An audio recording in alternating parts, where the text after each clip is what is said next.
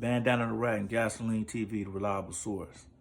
I'm gonna say that it's sad, man, the way it's a disconnection between the black and the brown community. Straight up. It's a big disconnection. I've been saying this on plenty of my interviews. I've been speaking up on this, right? So the Juneteenth situation, it's a big wave going around that Postcaster, he spoke on why the Hispanic community wasn't invited or their presence wasn't felt at the Juneteenth celebration with Kendrick Lamar. And you have OGs like Gangsta, OGNT spoke up on it, and it got it's an uproar really going on right now with the brothers, man, because we starting to see that, like, the disrespect and piled up. I'm gonna just say that. And we know the Latin community are a respectful culture. They big on respect, especially the Southern gang culture. Everything is about respect, right? And we know this from dealing with individuals in the streets. We see that, right? And the thing of it is, it was a celebration for Juneteenth for the Texas. The slaves we were freed that day. That had nothing to do with no other community, no other race. It's a black thing, right? And until we get us right as black and we come together, we're not going to be able to sit down with nobody else. We're not going to have a solid foundation of peace. It's always going to be mischief here, mischief there, right? Straight up. It's always going to be something, right? But you got good individuals that have been fighting and working, trying to bridge that gap, right? But I'm going to say this. Look, Kendrick Lamar doing what he did is a beautiful thing. But to my people, it doesn't stop there. That's just the start. You feel what I'm saying? That's just the start. It doesn't stop there. You feel me? You have to look at it like this. He brought everybody together, and to the Latin community, he brought everybody together, and they was at Tams, highlighting Tams. Now, that's a restaurant that's owned by Hispanics that never hire no blacks. Just like Louis Burgers, just like a few others, don't hire no blacks. Not to sweep the floor, not to clean the parking lot, right? But we put all our people out there in front of Tams represent, because it's a neighborhood there. It's a neighborhood thing there. So, you know, that's the prime place in the neighborhood. Suge Knight situation, it blew up, right? But black people blew that place up. Black people blew that place up. We did. All the years we go to Tams and buy burgers. All the neighborhoods in that community, there's no racism. We stand in them lines and we purchase food in the places that we don't see our own people. And it's been over 30 years. You feel what I'm saying? And it's not saying this to be disrespectful. This saying this to give a reality check. And this is an eye opener. So you don't think that brings some kind of, people feel some type of way? Because we all not ignorant. We all look at things different ways. Some people look at things in a small manner. Some people look at things in a big manner, in a big fashion. We had a moment. And what my people got to realize, Kendrick Lamar brought us together for a moment. But we need more than a moment. It has to be peace. Peace. It has to be straight peace without no cut in it. It can't be no pause. It can't be no mishap. It can't keep sitting at the same round tables we have to really cut the foolishness out and help each other. We can't just sit around each other and promote a video for one another. We need more than music, because when the music play out and the song play out, are the kids going to still be getting shot in the front yard? Are the police still going to be pulling brothers over, racial profile, and beating them with billy clubs? I don't see no other race going through what we went through as people. And a lot of them say, well, we need to be recognized too. Well, we did this and we were out there too. Okay, until you deal with 400 years of being oppressed and slavery and your ancestors being done the way we've been done, you can't fix your mouth to say that. It's been too many videos of disrespect towards blacks. It used to be a code. You feel me? The Spanish code and the black code. If everything is about jail and people get on here and say, oh, in jail, it's like this. So this is why we feel like this about blacks. That's why I can't be on a black. That's why I don't want to sign to a black. Or that's why I don't want my daughter to date a black because of jail. Okay, well, you on the streets on podcasts speaking on this. You're not saying these interviews in jail. You saying this in the flesh on the streets, right? But it used to be a time to where the Hispanic community, the gang community, they wouldn't speak on blacks. They wouldn't rap or act like blacks. They held their culture to a T. Now you can look on the interviews and you see a lot of disrespect towards blacks. So when you see that in black people as us, and when we see that, that opens the door for us to have opinions about you guys. Feel what I'm saying? So when you have a dialogue of disrespect, it's going to continue to be a dialogue of disrespect. Everybody needs to be respectful to everybody's culture. When Cinco de Mayo days come for y'all, we go to the taco restaurants, we'll do this, we'll do that, or whatever the case may be, we support you. When it's Juneteenth, when it has something to do with us being freed as slaves, you have to stand back and just support. You feel what I'm saying? But we have to demand our support. We have to demand our love and respect. And that just not for Hispanics, that's for every culture. Every culture to come to the ghetto and set up shop or come and want us to patronize with them. We can go to their restaurants.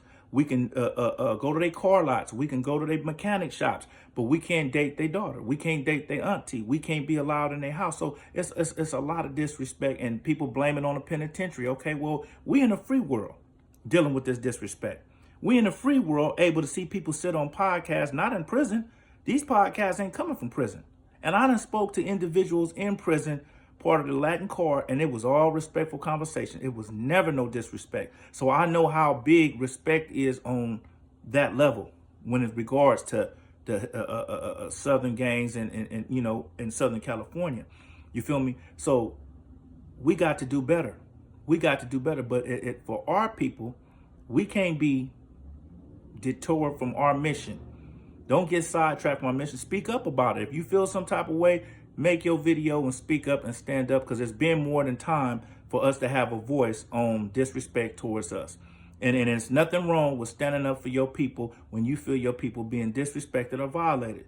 And that's how I feel, because it's been over years. There's too many rappers, too many Latin rappers that said too many disrespectful things. When they thought that Tiger did whatever he did with the video, it was a guy, he had a black face, he had beard, he had chicken. Matter of fact, he's a podcaster. He had, now I'm black, look what I'm doing, y'all. So that was disrespect. It was a black and brown challenge. It was a rapper got up there, disrespected Paru, and then, you know, and that's how he felt when it was a black and brown challenge to bring peace together. We take that just because we don't speak on it, just because we ain't voiced our opinion on it, and they don't mean we didn't see it. You feel what I'm saying? At the jobs, we have separation. Blacks sit over here, Hispanics sit over there. People from other states are allowed to come to California and see that. I had K5 the Natural, the bottom feeders. They came a long time ago in the 90s, and I had to tuck them off way in Lakewood somewhere, because I told them, I said, you can't run around Compton like that. It's a thing going on with the Hispanic and blacks and with the gang, and this is how it go. They couldn't believe it. Okay, but now we in 2024, and the thing is, we need more than a moment. Don't just get behind Kendrick Lamar on the video. Protect him, and let's do more. We need to buy some of these houses back. We need to buy these hamburger stands. We're going to stand out there and promote our video in front of that hamburger stand and blow that hamburger stand up. Let's buy that hamburger stand. Or else we can go to another hamburger stand that's owned by a black brother that's struggling to sell hamburgers and blow his spot up and give him some business and give him some money. We can go buy that car wash. Davey had a car wash on Long Beach Boulevard. What happened? They built another drive-through car wash right across the street from this man car wash. But I see in Arkansas, they had they wanted to put a Walmart in a certain part of Arkansas, where the Caucasians really have their own little grocery stores. And you know what they said? No, we're not going to build a Walmart here, because that's going to stop business from our grocery stores we have here already, with the relationships we already built with one another. So let's think about that. Every other culture uplifts and does things to uplift their culture and their race. Hip hop, the hip hop community, that's our thing. We started that. We dominate in it. We allow everybody to be a part of it, but you have to be respectful. Don't use your hip hop platform to disrespect black people. Let's not even go there. You feel what I'm saying? Because we couldn't use the soccer field to disrespect Hispanics. We couldn't use the golf course to disrespect white people. We can't do videos in front of 7-Eleven to disrespect Armenians, or whatever the case may be. It's time for us to have our own, stand up for our own, and start uplifting our own. And nobody else should be mad about that, because nobody else is helping us do it. Nobody helping us. So if you're not helping us, if you're not allowing us to work in these hamburger stands, you're not allowing us to work at these mechanic shops, you're not allowing us to date your family, and you feel this penitentiary stuff is so serious that we have to be enemies, or we on the other side of the line, then you can't speak up on when we're doing things for each other. That's just the bottom line. And that means with all due respect. You know, I don't want a dialogue or back and forth, because you're going to have a comment saying, oh, this, oh, that. So I'm going to put clips of all the disrespect that been going on towards our people, towards my people, and we've been turning the other way. We've been playing like this, playing like that, but guess what? People are tired of turning the other way. So when you say something, when you open that door, somebody's going to open that same door and say something that you don't like.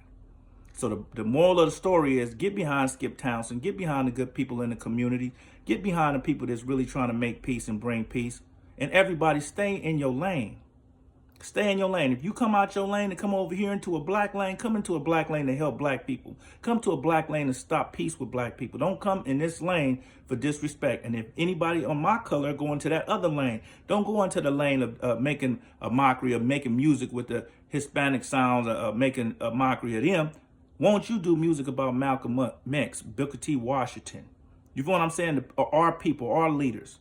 Do music on our history to teach our kids. And I'm out, man. This Bandana the Ragg, Gasoline TV.